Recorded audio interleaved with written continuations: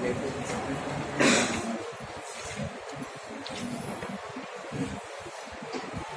हम पढ़ेंगे प्लेटो के साम्यवाद के सिद्धांत के विषय में। ठीक है, हम सभी जानते हैं कि प्लेटो जो है एक आदर्श राज्य की स्थापना करना चाहते थे और उस आदर्श राज्य के लिए उन्होंने दो चीजों को इम्पोर्टेंट दिया था, एक शिक्षा के सिद्धांत को और दूसरा साम्यवाद को, जिसमें से हमने शिक्षा के विषय में पढ़ लिया है।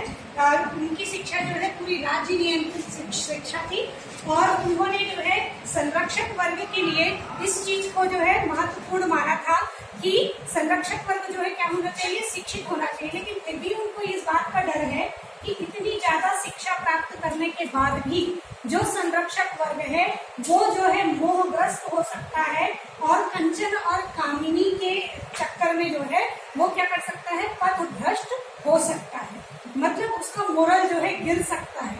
इतना ज्यादा शिक्षित होने के बाद भी ये संभव है कि वो जो है अपने कर्तव्यों का, अपने दायित्वों का सही तरीके से पालन ना कर पाए। इसीलिए वो ये कहते हैं कि शिक्षा के साथ साथ जो संरक्षक वर्ग है अर्थात जो शासक वर्ग है और सैनिक वर्ग है, उसको कंचन और कामिनी दोनों से दूर रहना चाहिए।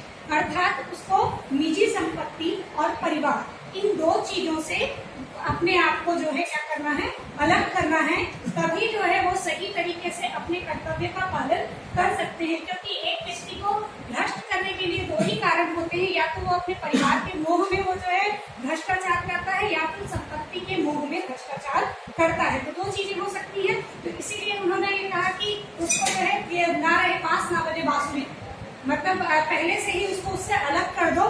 तो ऐसी स्थिति में ना तो उसके पास परिवार होगा, ना उसके पास निजी संपत्ति होगी, और जब दोनों ही नहीं होगा तो उसके चक्कर में वो गलत कार्य नहीं करेगा और सही तरीके से देश की सेवा करेगा, अपने राज्य के प्रति अपने कर्तव्यों का वो सही भली भांति पालन करेगा।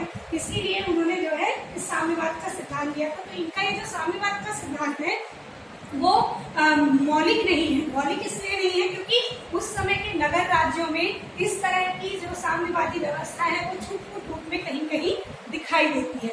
कुछ नगर राज्यों में क्या था, जो शासक वर्ग थे वो सार्वजनिक भोजनालयों में भोजन करते थे। इसी प्रकार से जो है क्रीट में जो है सामूहिक खेती की जाती थी। तो इस प्रकार की कुछ व्यवस्थाएं जो है वहां पर पाई जाती थी। इसी प्रकार से कुछ नगर राज्य ऐसे थे जहां पर परिवार से अलग रहने के लिए जो है संरक्षक वर्ग को निर्देशित किया गया था। तो ये सारी चीजें थी। अब इन्होंने जो साम्यवाद दिया उनका साम्यवाद दो प्रकार का था, एक था संपत्ति का साम्यवाद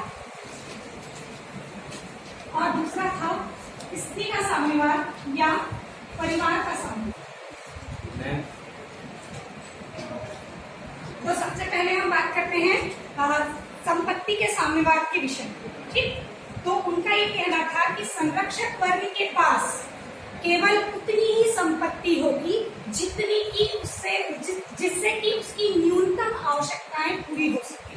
न्यूनतम आवश्यकता पूरी हो सके मतलब वो खा सके, है ना, अपने आराम से जो है वो किसी एक स्थान पर रहे। वो रहने के लिए उसको निजी मकान नहीं दिया जाएगा, सार्वजनिक स्थान पर वो रहेगा। उसके पास जो है कोई ऐसी निजी संपत्ति नहीं होगी, कोई ऐसा जो है कमरा नहीं होगा, कोठार नहीं होगा जो सबके लिए खुला ना हो। मतलब उसके पास जो कुछ भी होगा वो आम जनता बड़ी आसानी से देख सकेगी। उसको जो है पूरी तरह से निजी संपत्ति से पृथक रखा जाएगा। उसको सिर्फ उतनी ही संपत्ति उसके पास होगी जिससे वो अपनी न्यूनतम आवश्यकताओं को पूरा कर सकता है। उसको ऐशो आराम की जिंदगी नहीं दी जाएगी। वो जो है क्या करेगा, अच्छे से खाना खाएगा और अच्छे से जो है एक स्थान पर रहेगा और बाकी जो है जो आम जो क्या कहना चाहिए एक त्यागी जीवन जो है वो जिएगा। इस तरह की प्रवृत्ति जो है उन्होंने इसके लिए जो है विकसित की थी। उनका कहना था कि दार्शनिक वर्ग जो है अगर संपत्ति के मोह में पड़ता है तो ऐसी स्थिति में उसके भ्रष्ट होने की संभावना बढ़ जाती है। अब अगर हम बात करें वर्तमान साम्यवाद की, आधुनिक साम्यवाद की, तो आधुनिक साम्यवाद और प्लेटो का साम्यवाद दोनों में जमीन आसमान का अंतर है। आधुनिक साम्यवाद जो है क्या करना चाहता है, आर्थिक समानता स्थापित करना चाहता है, जबकि प्लेटो का साम्यवाद जो है वो आर्थिक समानता स्थापित नहीं करना चाहता, बल्कि वो संरक्षक वर्ग को के पूरे आर्थिक अधिकार को छीन लेता है। वो ये कहता है कि उसको निजी संपत्ति रखना ही नहीं चाहिए। यहाँ पर आधुनिक साम्यवाद की अगर हम बात करें तो आधुनिक साम्यवाद में क्या होता है, संपत्ति या जो उत्पादन के साधन है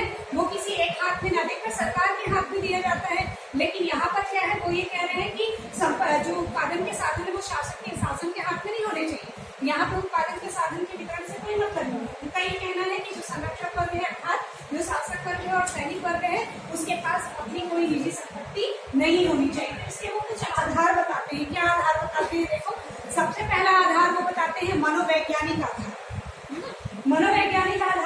मनोवैज्ञानिक आधार में जैसे हमने उनकी न्याय के सिद्धांत में देखा था कि हर व्यक्ति के अंदर जो है 3 प्रकार के गुण होते हैं। उसमें होती है तृष्णा, साहस और विवेक, जिसमें से उन्होंने सबसे निकृष्ट माना था तृष्णा को। तृष्णा जो है जिसके में है वो सबसे निकृष्ट विचारधारा वाला व्यक्ति होगा, जिसमें तृष्णा की प्रमुखता है। वो ये कहते हैं कि तृष्णा जो है कहीं ना कहीं साहस और विवेक को जो है क्षति पहुंचाती है। तो जिस व्यक्ति में साहस और विवेक है उसको तृष्णा से पूरी तरह से पृथक कर देना चाहिए। ये मनोवैज्ञानिक आधार। तृष्णा अगर उसके अंदर जाग जाएगी, जो साहसी व्यक्ति है, जो विवेकी व्यक्ति है, वो अगर उसके अंदर अगर भूख बढ़ गई, तृष्णा बढ़ गई, तो ऐसी स्थिति में वो सेवा कार्य नहीं कर पाएगा और वो जो है पूरी तरह से क्या करने लग जाएगा, पथभ्रष्ट होकर काम करने लग जाएगा। इसीलिए वो मनोवैज्ञानिक आधार पर उसका समर्थन करते हैं और ये कहते हैं कि एक साहसी और विवेकी व्यक्ति को अर्थात संरक्षक वर्ग को जो है वो निजी संपत्ति से पृथक रहना चाहिए। ठीक, अब अगला आधार दिया उन्होंने दार्शनिक आधार। दार्शनिक आधार मतलब एक व्यक्ति जो शासन कार्य में लगा हुआ है, जो सैनिक का कार्य कर रहा है, जो शासक का कार्य कर रहा है, उसको किसी भी स्थिति में मोहग्रस्त नहीं होना चाहिए, मोह माया में नहीं पड़ना है। मोह माया में पड़ने पर वो क्या होगा, सही तरीके से काम नहीं कर पाएगा। मतलब वो लड़ने जा रहा है सैनिक, उसको परिवार का मोह सता रहा है। शासक जो है कोई सही निर्णय करने जा रहा है, उसको अपनी पत्नी का मोह सता रहा है या अपने बच्चों का मोह सता रहा है, या फिर उसको लग रहा है कि मेरी पत्नी और बच्चे जो है सही तरीके से जीवन यापन नहीं कर पा रहे हैं, तो इसके लिए वो और अधिक धन कमाए। तो इस तरह के मोह से वो उसको पृथक रखना चाहते थे। इसके अलावा राजनीतिक आधार पर भी उन्होंने अपने सिद्धांत का समर्थन किया। वो कहते हैं कि जब राजनीतिक और आर्थिक दोनों शक्ति किसी एक हाथ में होती है तो वो व्यक्ति निश्चित तौर पर भ्रष्ट हो जाता है। इसीलिए जिनके हाथ में राजनीतिक शक्ति है उनके हाथ में आर्थिक शक्ति नहीं दी जानी चाहिए। राजनीतिक और आर्थिक दोनों शक्ति एक समान एक हाथ में हो जाएगी तो उस व्यक्ति का ध्यान राजनीतिक सत्ता से हटकर अर्थ या धन कमाने में लग जाता है। इसीलिए दोनों का पृथक पृथक हाथों में होना आवश्यक है। इसके अलावा क्या होता है, अगर कोई राजनेता बहुत ज्यादा धन कमा लेता है तो जो गरीब वर्ग है, निर्धन वर्ग है, वो उससे घृणा करने लगता है, उससे ईर्ष्या करने लगता है, उसको घृणा की दृष्टि से देखता है। इसीलिए जरूरी है कि जो शासक वर्ग है वो उसकी मोह से ही दूर रहे, तो जो निर्धन वर्ग है वो उसके प्रति घृणा नहीं करेगा। तो इसीलिए जो है राजनीतिक आधार पर भी वो उसको जो है क्या करते हैं, संपत्ति के सामने बात को सही मानते हैं। इसके अलावा उन्होंने दिया था व्यवहारिक आधार। व्यवहारिक आधार पर भी वो उसको सही मानते हैं, क्योंकि जो धन होता है, जो संपत्ति होती है, वो व्यक्ति के आचरण को जो है क्या करती है, बिगाड़ती है। उसके आचरण को जो है वो गलत दिशा में ले जाती है। इसीलिए वो ये कहते हैं कि संरक्षक वर्ग को पूरी तरह से संपत्ति के मोह से खुद को पृथक रखना चाहिए। ठीक, अब उन्होंने ये जो सिद्धांत दिया इसके आलोचकों के द्वारा बहुत जोरदार आलोचना की। ठीक है, कि इन्होंने जो है संपत्ति से पूरी तरह से व्यक्ति को पृथक कर दिया, तो क्या ये वास्तव में जायज था, क्या ये सही था? तो इसकी जो है आलोचक जो है इसकी आलोचना करते हुए इसकी विवेचना करते हैं कि अगर मनुष्य से संपत्ति छीन ली जाए तो उसकी मूल प्रवृत्ति का विनाश हो जाएगा। आलोचक कहते हैं कि उसकी मूल प्रवृत्ति पूरी तरह से नष्ट हो जाएगी, क्योंकि मनुष्य की मूल प्रवृत्ति क्या है, मनुष्य जो है जीना चाहता है और अच्छा जीवन जीना चाहता है। अच्छा जीवन जीना चाहता है, सुख सुविधा से जीना चाहता है। इसीलिए उसको किस चीज की जरूरत पड़ती है, संपत्ति की जरूरत है। कोई भी व्यक्ति जो है सुख सुविधा से जीना चाहता है, उसके लिए उसको संपत्ति की आवश्यकता होती है। तो यहाँ पर प्लेटो ने जो है उनकी मूल प्रवृत्ति को नष्ट कर दिया है। अब इसके अलावा जो है उसके जीवन में आनंद नहीं रह जाएगा, काम करने का उत्साह नहीं रह जाएगा, क्योंकि काम करने का उत्साह कहीं ना कहीं किससे आता है, संपत्ति से आता है। जब ये पता चलता है कि इतना काम करने से लोगों को जो है इतनी संपत्ति प्राप्त होगी, या फिर अमुक पद पर रहते हुए वो अच्छा काम करेगा तो उसको प्रमोशन मिलेगा, प्रमोशन में उसको ज्यादा जो है सैलरी मिलेगी, तो इस प्रकार की प्रेरणा जो है काम करती है, काम करने की। ठीक है, तो यहाँ पर इस चीज का अभाव हो जाता है, इसीलिए एक जो क्या कहना चाहिए व्यक्ति है उसका जो है आनंद उत्साह उमंग कार्य करने का जो है वो समाप्त हो जाता है। इसके अलावा जो है एक व्यक्ति के अंदर परोपकार की जो भावना है वो नष्ट हो जाएगी। जैसे आप किसी गरीब को देखकर आपको क्या हो रहा है, दया आ रही है, आप उसकी मदद करना चाहते हैं, तो उसके लिए क्या जरूरी है, आपके पास अपनी खुद की संपत्ति को होना जरूरी है। लेकिन आपके पास संपत्ति ही नहीं है, आपके पास जो है धन ही नहीं है जो आप उसको दे के उसकी मदद कर सके। इस प्रकार से जो परोपकार की भावना है वो पूरी तरह से नष्ट हो जाएगी। आलोचक ये भी कहते हैं कि जो संपत्ति का मोह है वो एक तरह से मानसिक विकार है, मनुष्य के मस्तिष्क के अंदर बैठा हुआ है, और इस मानसिक विकार को बाहर से उसका इलाज नहीं किया जा सकता। मतलब खुद से ये इच्छा होनी चाहिए कि वो संपत्ति का त्याग करे, ना कि राज्य के द्वारा नियम बनाकर उसको संपत्ति से वंचित किया जाए। इसके आलोचक ये कहते हैं कि एक मानसिक रोग है और इसका बाहर से इलाज संभव नहीं है। इसके अलावा जो है एक चीज और थी कि इन्होंने जो ये संपत्ति का साम्यवाद रखा वो सब वर्ग के लिए नहीं था, सिर्फ किसके लिए था, शासक और सैनिक, जिसको वो संयुक्त रूप से अभिभावक वर्ग या संरक्षक वर्ग कहते हैं। तो इनका जो क्या कहना चाहिए साम्यवाद है, संपत्ति का साम्यवाद है, वो सिर्फ इनके लिए है। उत्पादक वर्ग को जो है वो पूरी छूट दिया है कि वो मनमानी संपत्ति कमा सकते हैं। तो इसलिए ये भी सही नहीं है कि एक वर्ग को जो है भरपूर अधिकार दिया जाए और दूसरे वर्ग को उससे वंचित कर दिया जाए। इसी प्रकार से एक और चीज इसमें सामने आती है कि उन्होंने बहुसंख्यक वर्ग अर्थात जो उत्पादक वर्ग है उसको पूरी तरह से शासन सत्ता से अलग कर दिया, उसको संपत्ति दे दी, उसको उत्पादन का अधिकार दे दिया और उसको शासन सत्ता से बिल्कुल अलग करते हुए ये कह दिया कि आप अयोग्य हैं, आप में बिल्कुल क्षमता नहीं है कि आप शासन चला पाए या फिर क्या कहना चाहिए देश के लिए सुरक्षा का कार्य करना, ना तो आप सैनिक बन सकते हैं और ना ही शासक बन सकते हैं। इस प्रकार से बहुसंख्यक वर्ग को उन्होंने अलग कर दिया। इसके अलावा एक चीज और, किसी भी व्यक्ति के व्यक्तित्व के विकास के लिए संपत्ति का होना आवश्यक है। किसी भी व्यक्ति के व्यक्तित्व के विकास के लिए संपत्ति का होना बहुत आवश्यक है, जिसकी प्लेटो ने पूरी तरह से उपेक्षा कर। ठीक, तो ये था उनका संपत्ति का साम्यवाद। अब दूसरा जो उन्होंने दिया स्त्री या परिवार का साम्यवाद, वो कहते हैं कि संरक्षक वर्ग को न केवल संपत्ति के मोह से अलग रहना है बल्कि स्त्री या परिवार के मोह से भी अलग रहना। इसीलिए वो ये कहते हैं कि परिवार प्रथा जो है उसकी जो बुराइयां हैं, परिवार प्रथा की जो बुराई है उससे संरक्षक वर्ग को बचाना बहुत जरूरी है। परिवार प्रथा की क्या बुराई है? परिवार प्रथा की बुराई ये है कि एक व्यक्ति जब पद में आ जाता है तो वो क्या देखने लगता है, कौन मेरा भाई है, कौन मेरा रिश्तेदार है, किसको मैं पद दूं, किसको मैं जो है आर्थिक लाभ पहुंचाऊं, जिसको हम सामान्य शब्दों में भाई भतीजावाद कहते हैं। ठीक है, तो ये भाई भतीजावाद फैलता है। तो जब संरक्षक वर्ग का खुद का परिवार ही नहीं होगा तो भाई भतीजावाद समाप्त, भ्रष्टाचार समाप्त, मोह जो है समाप्त। तो इसीलिए प्लेटो कहते हैं कि संरक्षक वर्ग में स्त्री और पुरुष दोनों का ना तो अपना कोई परिवार होगा, ना तो अपनी कोई संतान होगी। मतलब क्या होगा, पत्नी सबकी समान रूप से पत्नियां होंगी, बच्चे सबके समान रूप से माने जाएंगे। मतलब ना तो माता पिता बच्चों को जान पाएंगे और ना ही बच्चे माता पिता को जान पाएंगे। मतलब एक सामूहिक रूप से वो रहेंगे, जहाँ पर जो है निजी परिवार की जो धारणा है वो पूरी तरह से समाप्त होगी। तो इसलिए क्या होगा, उनमें परिवार से क्या होता है, तेरे मेरे की भावना जन्म लेती है। प्लेटो का ये कहना है कि परिवार से जो है तेरे मेरे की भावना जन्म लेती है। ये मेरा पुत्र, मेरी पुत्री, मेरा भाई, मेरी बहन, मेरी माँ, मेरा बाप, ऐसा ये वाली धारणा आती है। तो उससे लोगों में क्या होता है, जो सार्वजनिक हित की भावना है वो समाप्त होती है और खाली अपने परिवार के प्रति अपनापन दिखाई पड़ता है। तो ये जो है घातक होता है, जिसके लिए एक संरक्षक वर्ग के लिए, एक अभिभावक वर्ग के लिए क्या है, पूरे जो सारे के सारे जो नागरिक हैं वो एक समान होने चाहिए। उसको सबको अपने परिवार की तरह मान के चलना है, किसी में उनको भेदभाव नहीं करना है।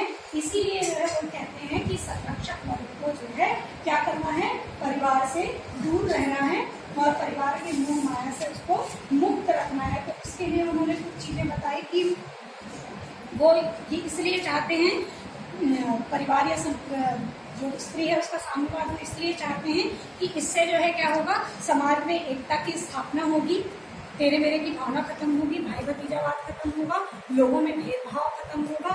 और इसके अलावा जो है क्या होगा, ये जो है जैसे इन्होंने क्या कहा है, स्त्री और पुरुष दोनों को समान माना है। स्त्री और पुरुष को दोनों को समान मानते हुए ये नारियों की मुक्ति के लिए भी प्रयास करते हैं। उन्होंने ये कहा था कि स्त्रियों की मानसिक शक्ति चूल्हे चौके में बर्बाद हो जाती है। उनको जो है क्या किया जाता है, एक पारिवारिक बंधन में बांध दिया जाता है और घर की चार दीवारी तक उनका कार्यक्षेत्र सीमित कर दिया जाता है। उसकी जितनी की जितनी मानसिक शक्ति होती है वो खाली खाना बनाने, खाना खिलाने और परिवार चलाने में व्यय हो जाती है। तो उसके जो मानसिक उपयोगिता जो राज्य को मिलनी चाहिए थी, राज्य उससे वंचित रह जाता है। इसीलिए प्लेटो कहते हैं कि नारियों के लिए भी, स्त्रियों के लिए भी ये साम्यवाद बहुत जरूरी है। उनको मुक्त करने के लिए और उनकी मानसिक शक्ति का सही उपयोग करने के लिए जो है पत्नियों का साम्यवाद या स्त्रियों का साम्यवाद बहुत जरूरी है। इसके अलावा प्लेटो कहते हैं कि इससे श्रेष्ठ संतति की भी प्राप्ति होगी। अच्छा, अब इन्होंने जो परिवार का साम्यवाद दिया, स्त्रियों का साम्यवाद दिया, इसकी भी बहुत सारी आलोचनाएं की जाती हैं। कैसे आलोचनाएं की जाती हैं, तो इसमें लाइन से बहुत सारे तथ्य जो है सामने आते हैं। एक तो इन्होंने जो है परिवार की आवश्यकता को ही पूरी तरह से नकार दिया, जबकि परिवार एक व्यक्ति के लिए भावनात्मक जो है सपोर्ट का एक साधन है। जब आप दुखी होते हैं, आप परेशान होते हैं, तो आप अपनी परेशानी कहाँ पर रखते हैं, अपने माता पिता के पास रखते हैं या अपने भाई बहन के पास रखते हैं, अपने परिवार में रखते हैं। परिवार से भले ही आपको सहयोग मिले या ना मिले, लेकिन आपको क्या मिलता है, नैतिक सपोर्ट मिलता है ना, जो मोरल सपोर्ट मिलता है, आपको जो है नैतिक बल की प्राप्ति होती है। इस चीज को वो पूरी तरह से अलग कर देते हैं। व्यक्ति मशीन नहीं है, उसमें भी भावनाएं हैं और वो जो है अपनी भावनाओं को कहीं ना कहीं क्या करना चाहता है, व्यक्त करना चाहता है। तो उसकी भावनाओं को व्यक्त करने का सबसे अच्छा साधन क्या होता है, परिवार होता है, जिसको इन्होंने पूरी तरह से क्या किया है, नकार दिया है। ठीक है। इसके अलावा अब बच्चों का भरण पोषण, जैसे इन्होंने कहा कि माता पिता ना संतान को जान पाएंगे, ना संतान माता पिता को जान पाएंगे। संतान का जो पालन पोषण कैसे होगा, राज्य के द्वारा होगा।